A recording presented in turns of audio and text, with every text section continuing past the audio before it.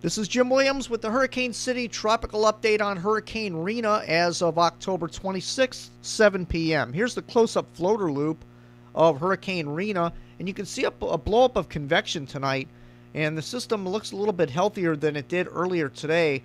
The hurricane hunters were out there flying around and found a weaker system, but this evening it looks like there's a little bit of convection blowing up once again near the center of circulation, so who knows, maybe this could re-intensify back up to a Category 2, but it looks like by the time this gets up near Cancun and Cozumel, Mexico, it should remain as a Category 1 hurricane, as the wind shear is going to be increasing up that way.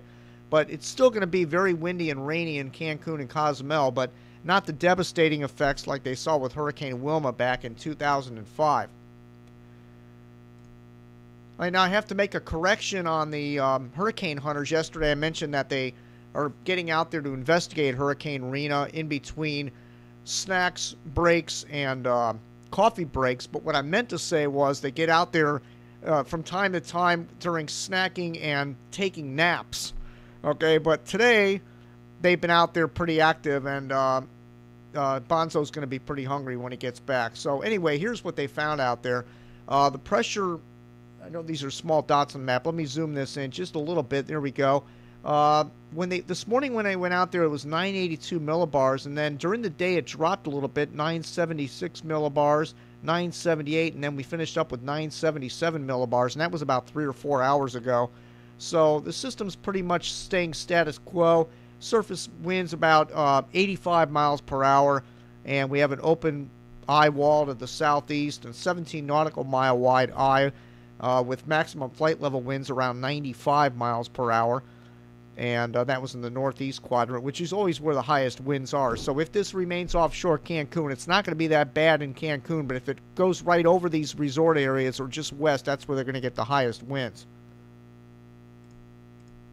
All right, here's a radar from Belize, and you can see the eye is now on radar here, right here in the upper right-hand corner of the screen. And this system is moving off to the northwest. It's going to probably remain just out of radar range, but then the Cancun radar will be available by looking at actually the front page of Hurricane City. Our current feature is Cancun, Mexico, where you can get all the localized information from Cancun. There's radars. There's a bunch of good webcams there. In fact, what we're going to do tomorrow evening is try to throw up some of the webcams on the live feed and the Hurricane WatchNet audio for you to listen to, and if we have anything good, we'll record it for the archive subscribers. But it looks like this is not going to be a major deal for Cancun, although they do need to watch, and just in case this thing decides to unexpectedly strengthen once again. But you do have about 21 hours and 46 minutes precisely until the sustained hurricane force wind field arrives there. So you have the good portion of the day tomorrow in the morning and the afternoon to decide to make any preparations if you're going to board up or take any loose objects inside. And then by the evening hours, the winds are going to pick up significantly, and it's going to be too late to get any preparations done. So you need to hurry up and get that done quickly.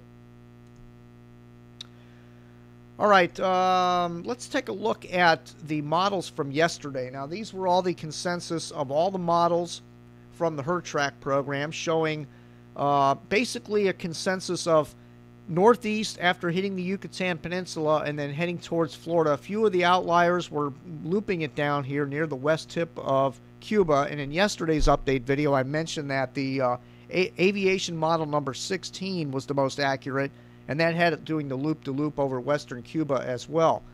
But there's a different best performing model today. I'll get to that in just a minute. But here are today's models. Now, the difference in today's group of modeling is that they do the same thing, turn it off to the east here, but then there's quite a group of models that want to take it back off to the northeast once again after affecting Cuba. So, and then the BAM models are up in here, and the GFDL model still wants to take it right near the Florida Keys. So people in South Florida still need to keep an eye on this system, although it's highly unlikely this is going to be a significant system when it gets up that way. It's probably going to be maybe a tropical depression or a very weak tropical storm, but we'll have to see what happens over the next 24 to 36 hours. I'll have a much better idea of whether this is going to affect Florida or not.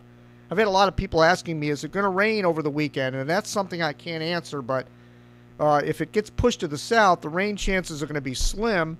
If it gets pulled in, dragged in by the cold front across South Florida, it's going to be a very rainy weekend. So it's really a hard call to make at this point. It depends on how strong this system is when it gets up near the Yucatan Channel.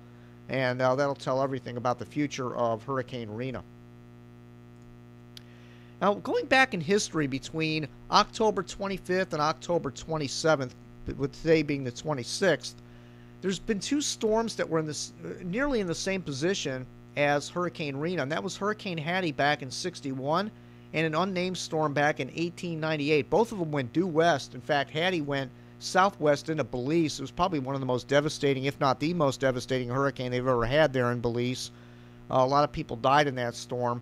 It was a major hurricane, and the 1898 storm as well was pretty intense. But indications this time of the year, they usually like to go west when they're in this position in the western Caribbean Sea. Of course, there's only two storms in history that were in the same exact position at this time of the year, but they both went west. But this one's not going to do that. This one's going to get pulled north by the weakness of the high pressure ridge, which is over here in the Caribbean here, and that's going to steer this to the north and then eventually get dragged off to the northeast.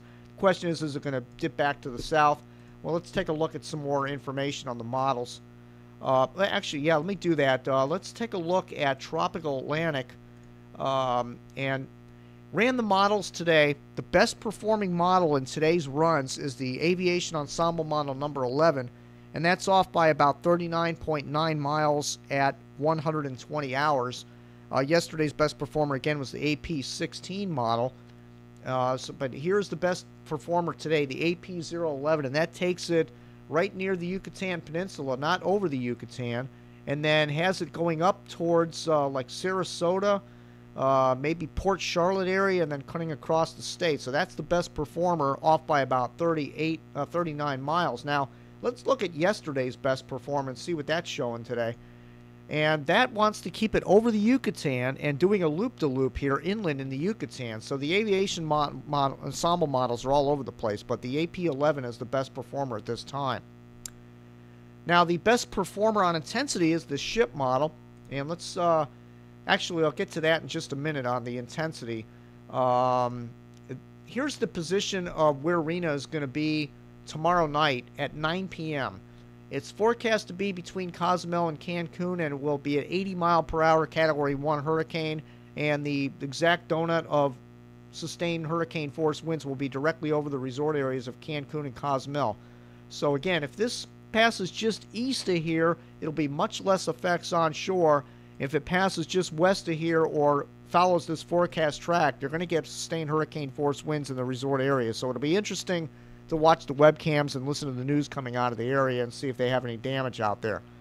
Now, if we go forward in time, we're going out to Sunday the 30th, and here it is just southwest of Havana, Cuba, as a tropical storm, a 40-mile-an-hour tropical storm, and weakening rapidly here. And in fact, the last couple frames, it has it going south here and then basically dissipating right near the Isle of Youth. So that's the anticipation from the National Hurricane Center. So if this forecast verifies, South Florida should not really get much weather out of this at all. But if it takes a route more northerly, then that's a different story. We'll just have to watch for that. Now, here are the intensity models on Hurricane Rina. And the best performer on intensity is the ship model. And this has it in 24 hours remaining about an 85-mile-per-hour hurricane while it's hitting the northeast Yucatan Peninsula. But then by the time it would get over by West Cuba or South Florida, this would be a 35-mile-an-hour system, weakening significantly under the wind shear. Again, the ship's model has been the best performer, so that's indicating about a minimal tropical storm at best by the time it gets near West Cuba and or the Florida Keys or South Florida. All right, let's take a look at the water vapor loop of the Western Atlantic Basin. You know, yesterday we were watching Invest 97L as well, but it looks like this system is not as well organized today as it was yesterday. In fact, every day it gets a little bit less and less organized, but it looks like the axis of Invest 97L is down in this area here. And the models have really backed off on development. A couple of days ago, they were cranking this up in the Western Caribbean, but it looks like this is catching up to Rina, and by the time Invest 97L gets up in this area here, the wind shear is going to be tremendous up in here, so I don't think either system is going to really survive. But you can see the dry air coming in. In fact, what's probably happening here with the intensity of Rina is we have this dry air that's circulating in on the backside of Rina. You know, before it wasn't doing that. There was a lot of moisture getting pulled into this, but now the dry air is starting to work its way into the circulation. So I think any chance of this becoming major at this point is probably slim, although there's a small possibility that could happen, maybe with some burst of convection overnight. But again, it looks like this is going to remain a Category 1 by the time it gets up near the Yucatan. And then this whole dry air is all going to be shifting over here, and it's just going to be a really unfavorable environment for Rina. So it's going to probably squash the system pretty good when it gets up that way.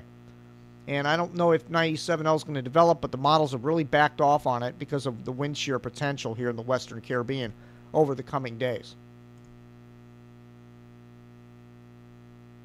All right, well, that's about it for now. We'll be back with another update tomorrow evening on the situation. By then, we should have a landfalling hurricane in the Yucatan Peninsula. We'll put up the live cams and follow what's happening there.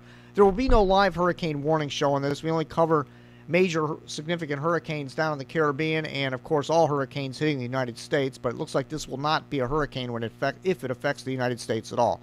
All right, that's it for now. Thank you again for visiting Hurricane City.